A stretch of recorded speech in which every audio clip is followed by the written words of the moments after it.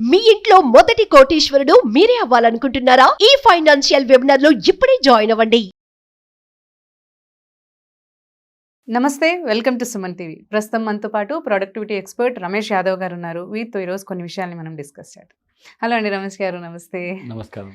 So ఈరోజు ఒక main topic, ఎందుకంటే దిస్ లీడ్స్ టు అంటే ప్రతి ఒక్క దానికి స్టాపేజ్ చేస్తుంది యాక్చువల్లీ అనొచ్చు. అదేంటి అంటే ఓవర్ థింకింగ్. ఓవర్ థింకింగ్ దేని మీద అంటే, ఒక విషయం ఏదన్నా హర్ట్ చేసే మాట అన్నా, లేదంటే జరిగిపోయింది ఒక ఇన్సిడెంట్ పాస్ట్ లో, అయినా కానీ దాన్నే పట్టుకొని ఎక్కువగా చాలా మంది ఇలా జరిగింది అని అదే ఆలోచిస్తూ ఉంటారు. అండ్ ఫ్యూచర్ లో ఏం చేయాలనేది వాళ్ళకి థాట్ రాదు. కరెక్ట్. సో దాన్నే పట్టుకొని ఎన్ని రోజులు అది బ్రేక్ చేయకుండా దాన్ని ఆలోచిస్తూ ఉంటారు, అబ్స్టెకల్ గా మారిపోతూ ఉంటుంది. So how can we break that over thinking ని? మనం ఎలా ఓవర్కమ్ చేయొచ్చు యాక్చువల్లీ? ఓవర్ థింకింగ్ అనేది మన మెంటల్ లో, అంటే మన మైండ్ సెట్ లో ఒక మూవీ రన్ అవుతా ఉంటుంది. సపోజ్ ఒక పర్సన్ ఒక హర్ట్ చేసినా, లేకపోతే ఏదైనా ఒక బ్యాడ్ ఇన్సిడెంట్ జరిగిన, ఫర్ ఎగ్జాంపుల్ టీచర్ ఏమన్నా అన్నా, ఆర్ ఫర్ ఎగ్జాంపుల్ ఎవరైనా ఏమన్నా అన్నా, లైక్ బాస్ అన్నా, ఇంట్లో ఫ్యామిలీ మెంబర్ అన్నా కూడా వీ ఫీల్ లైక్, అరే వాళ్ళు ఎందుకు ఇలా అన్నారు, మనం ఇలా చేసిండే బాగుంది. Because we are humans, we do mistakes చేస్తాం. మనం దాన్నే పట్టుకొని ఉంటే we are wasting our valuable present energy. So దాన్ని ఫిక్స్ చేయాలంటే ముందు మనం ఓవర్ థింకింగ్ చేస్తున్నామని మనం ముందు అబ్జర్వ్ చేయాలి. Observe like a third person. మనం వర్క్ చేసుకున్నప్పుడు సడన్గా వర్క్ ఆపేసి మనం సైలెంట్గా ఉన్నామంటే, ఎందుకు నేను సైలెంట్గా ఉన్నాను? Just ask yourself, why am I silent, why am I over thinking? ఆ క్వశ్చన్ వేసుకుంటే తెలుస్తుంది, okay I'm over thinking on this. For example ఇంట్లో వీళ్ళు తిట్టారు, ఆర్ ఆఫీస్లో ఇలా జరిగింది. We can't control that. What we can control అంటే మన ఓన్ రియాక్షన్స్. సో మన రియాక్షన్స్ని మనం కంట్రోల్ చేయగలుగుతాం.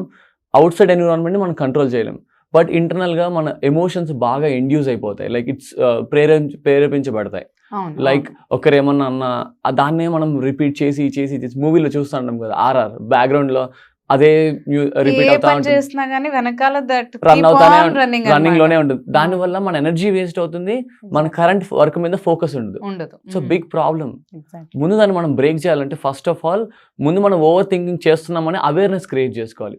We are wasting time on this అని ఒక అవేర్నెస్ వచ్చిందంటే, ఆ ఓవర్ థింక్ ఎలా బ్రేక్ చేయాలంటే, ఫస్ట్ రూల్ ఒక స్లాట్ అరేంజ్ చేసుకోవాలి. ఒక డే మొత్తంలో ఎప్పుడు ఓవర్ థింకింగ్ చేయకుండా think only 30 minutes a day. ఒక 30 minutes a డే స్లాట్ పెట్టుకుందాం. ఆ 30 minutes అప్పుడే నేను ఓవర్ థింకింగ్ చేస్తాను. Remaining time you can control your self. This is not my over thinking slot అని పెట్టుకోవాలి. అది ఒక 30 minutes దాని గురించి కంప్లీట్ గా ఆలోచించి వదిలేయాలి. Correct.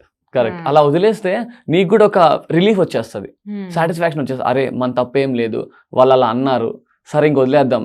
We can move on to the next step of our life, right? మనం దాన్నే ఓవర్ థింక్ చేసి యూజ్ ఏముంది? పాస్ట్ని ఎలాగో తీసుకురాలేం, ఫ్యూచర్ని ఎలాగో మనం డిఫైన్ చేయలేం. Just you enjoy the present moment. So ఇప్పుడు నా స్లాట్ ఏంటంటే 7:30 to 8 evening.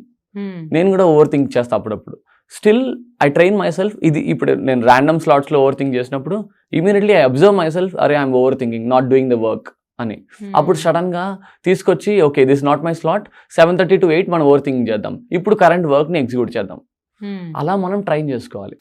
Will it happen? Definitely it will happen. ఇప్పుడు చిన్న పిల్లోడికి నువ్వు హోంవర్క్ చేస్తే చాక్లెట్ ఇస్తా అనే రూలే ఇక్కడ కూడా అప్లై అవుతుంది. ఎట్లంటే నువ్వు ఈ కరెంట్ ఎగ్జిక్యూట్ చేస్తే వర్క్, నీ స్లాట్ వచ్చినప్పుడు నువ్వు ఓవర్ థింక్ చేసుకోవచ్చు. Your brain is satisfying with that rule. అప్పుడు మనం కరెంట్ మూమెంట్ని మనం ఎగ్జిక్యూట్ చేయొచ్చు. లైక్ వర్క్ అయినా కానీ, రీసెర్చ్ అయినా కానీ, మీటింగ్స్ అయినా కానీ, you execute your work. Slot వచ్చినప్పుడు రిమైండర్ పెట్టుకోండి, ఒక అలారం పెట్టుకోండి 7:30 ఓవర్ థింకింగ్ స్లాట్ అని. అప్పుడు ఓవర్ థింక్ చేయండి, ఏం ప్రాబ్లం వచ్చింది. If possible right the thoughts on the paper. రాస్తే మనకి ఇంకొంచెం క్లారిటీ వస్తుంది. ఈ పర్సన్ ఇలా మనల్ని ఎందుకు అన్నాడు, ఈ సిచ్యువేషన్లో ఒక్కొక్కసారి మనం బిహేవ్ చేసేది ఒక సిచ్యువేషన్లో కరెక్ట్ అనిపించచ్చు, వేరే వాళ్ళకి అది రాంగ్ అనిపించచ్చు. చాలాసార్లు ఇంటర్నల్ కాన్ఫ్లిక్ట్స్ వస్తాయి, ఎక్స్టర్నల్ కాన్ఫ్లిక్ట్స్ వస్తాయి. ఈ కాన్ఫ్లిక్ట్స్ వల్ల ఏమవుతుందంటే మనం ఇంటర్నల్గా బాగా సఫర్ అయిపోతాం.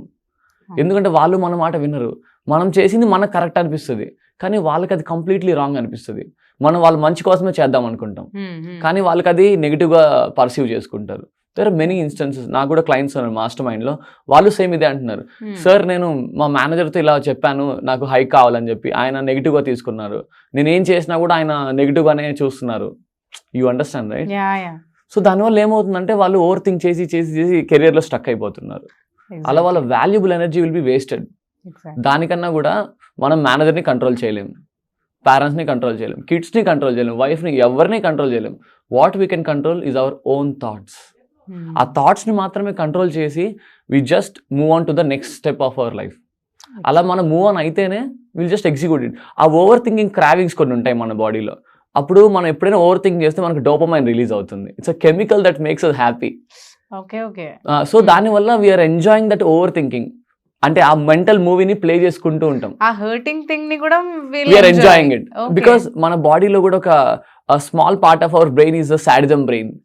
It's always think about negativity. It's always think about, "Arey, what if it fail? What if everyone edana jarigite kuda we feel like happy." Any negative thing, that's a small part of it. It's a common part of the human brain.